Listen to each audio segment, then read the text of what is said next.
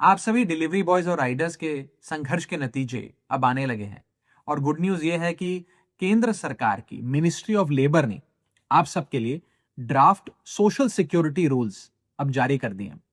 ये रूल्स आप सबकी सोशल सिक्योरिटी को सुनिश्चित करने में मील का पत्थर साबित होंगे। मैं केंद्र सरकार की इस पहल का स्वागत करता हूं। और ये सिर्फ इसलिए नहीं हुआ क्योंकि बतौर सांसद मैंने आपका मुद्दा संसद में उठाया। ये इसलिए भी हुआ क्योंकि आप सब ने अपनी आवाज बुलंद करी। शायद इन प्लेटफॉर्म्स ने, कंपनीज ने आपकी आवाज नहीं सुनी, लेकिन सरकार ने सुनी, जिसका स्वागत होना चाहिए। ये रूल्स आपकी जिंदगी को कैसे बेहतर करने जा रहे हैं, मैं सरल भाषा में आपको समझाना चाहता हूं। पहली चीज, आपको कानून की आंखों में अब रिकॉग्नाइज किया जाएगा, आपको पहचान दी जाएगी। अब ये कंपनियां आपको इंडिपेंडेंट कॉन्ट्रैक्टर कह के, पार्ट टाइमर कह के या मिसक्रिएंट कह के आपसे पल्ला नहीं झाड़ सकती। आपको बतौर वर्कर एक पहचान मिलेगी।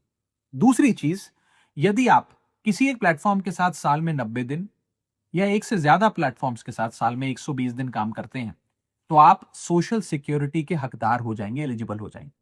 तीसरी चीज जो होने जा रही है वो ये है कि आपका पंजीकरण होगा, रजिस्ट्रेशन होगा और सरकारी पोर्टल पर होगा, जिसके चलते आपको एक यूनिवर्सल अकाउंट नंबर मिलेगा और एक डिजिटल आईडी कार्ड मिलेगा। आपको एक सरकारी पहचान मिलेगी। आपको एक कंपनी एक सीक्रेटिव एल्गोरिथम के पीछे छुपकर आपको मिटा नहीं सकती, आपको आपकी आइडेंटिटी को रिमूव नहीं कर सकती। चौथी चीज जो होने जा रही है वो ये है कि अब ये कंपनियां लीगली बाउंड होंगी तमाम वर्कर्स को रजिस्टर करने के लिए, ये डेटा सरकार से शेयर करने के लिए और हर 3 महीने में इस डेटा को अपडेट करने के लिए। अब कोई बहाने नहीं, कोई एक्सक्यूजेज नहीं, कोई ये कहकर that we are just a tech platform कहकर कोई कंपनी अपनी जिम्मेदारी से भाग नहीं सकती। और अब आपको एक पहचान मिलेगी, जिसके चलते पांचवी चीज जो होने जा रही है वो ये है कि आप सबके लिए एक सोशल सिक्योरिटी फंड बनाया जा रहा है।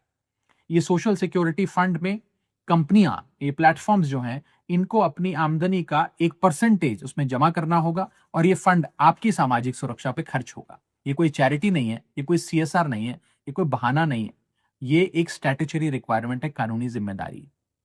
और छठी और आखिरी चीज जो होने जा रही है वो ये है कि आप सबके लिए एक नेशनल सोशल सिक्योरिटी बोर्ड बनने जा रहा है, जो आपके वेलफेयर के लिए, कल्याण के लिए स्कीम्स बनाएगा, आपकी परेशानियां सुनेगा और एक एक्सपर्ट कमेटी इन तमाम चीजों पर अध्ययन करेगी। ये जब 6 चीजें होती हैं तो ये दरवाजा खोल देती हैं आपकी सोशल सिक्योरिटी के लिए। सोशल सिक्योरिटी जैसे आपकी accident insurance, health insurance, life insurance, minimum wages, maternity और हेल्थ बेनिफिट्स, पेंशन और ओल्ड एज बेनिफिट्स, और साथ ही साथ ऑक्यूपेशनल सेफ्टी नॉर्म्स। यानी कि आप सबको अब एक इंस्टीट्यूशनल रिकॉग्निशन मिलने जा रहा है। मैं आप सबको invisible wheels of the Indian economy कहता हूं, लेकिन ये प्लेटफॉर्म्स, ये कंपनियां शायद आपको मिसक्रिएंट्स कहती, उपद्रवी कहती। और जब मैंने आप सबकी आवाज उठाई तो इन प्लेटफॉर्म्स में, कंपनीज में बैठे कुछ लोगों ने मुझ पर पर्सनल अटैक्स करे, मेरे परिवार पर निजी हमले करे। मैं कहना चाहता हूं कि मैं इन हमलों से डरकर भागने वाला नहीं हूं।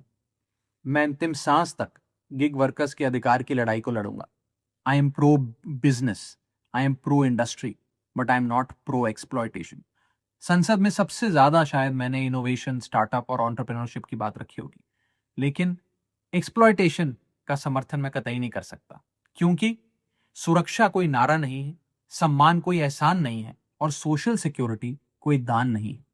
मैं अंत में आप सब गिग वर्कर्स को ये कहना चाहता हूं कि रख हौसला, वो मंजर भी आएगा।